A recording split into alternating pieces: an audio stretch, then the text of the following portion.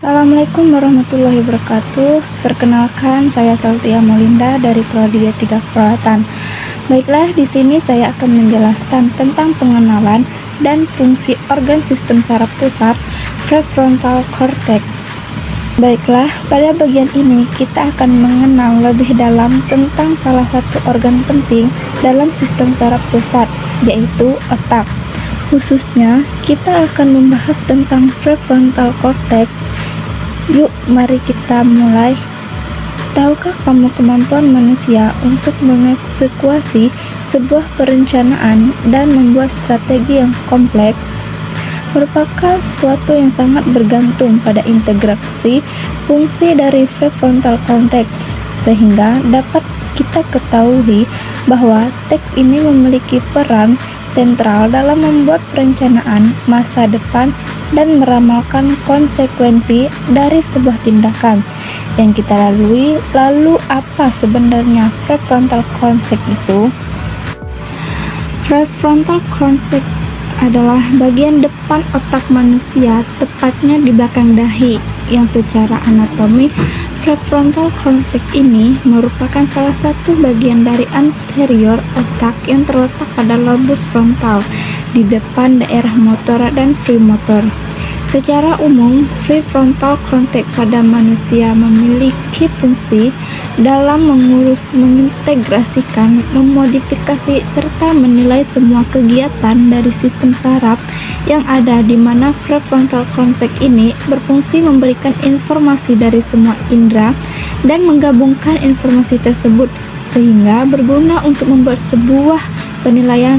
Prefrontal cortex memiliki beberapa bagian yang berperan penting dan interaksi kompleks antar bagian-bagian tersebut memungkinkan manusia untuk berfungsi secara efektif baik dalam berbagai tugas kognitif maupun perilaku di kehidupan sehari-harinya. Yuk, mari kita bahas 4 bagian utama dari prefrontal cortex beserta fungsinya. Yang pertama, ada dorsolateral prefrontal cortex, adalah yang terletak di bagian atas dan samping otak.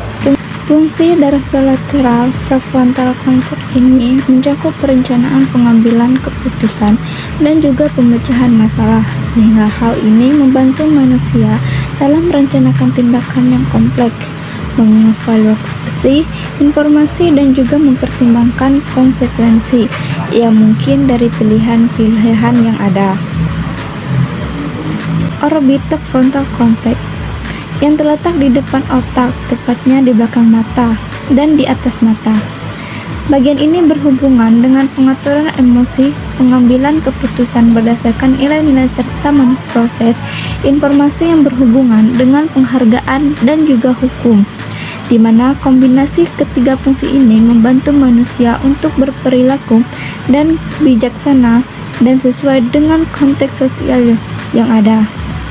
Lalu, yang ketiga adalah anterior cingulates yang mengelilingi bagian depan dari corpus callosum, yaitu struktur juga terlibat dalam kontrol kognitif, pengendalian impuls, pemberian perhatian, serta pengaturan respon emosional dan juga sosial, sehingga korteks yang luas ini memungkinkan manusia untuk bisa beradaptasi dengan perubahan lingkungan, belajar dari kesalahan, dan juga merespon situasi sosial dengan tepat. Dan yang terakhir yaitu sentra media, merupakan salah satu bagian dari bagian bawah dari lobus yang memiliki peran penting dalam pengambilan keputusan, sosial empati, serta pemrosesan informasi yang berkaitan dengan perasaan dan juga moralitas. Sebagai contoh, saat seseorang dihadapkan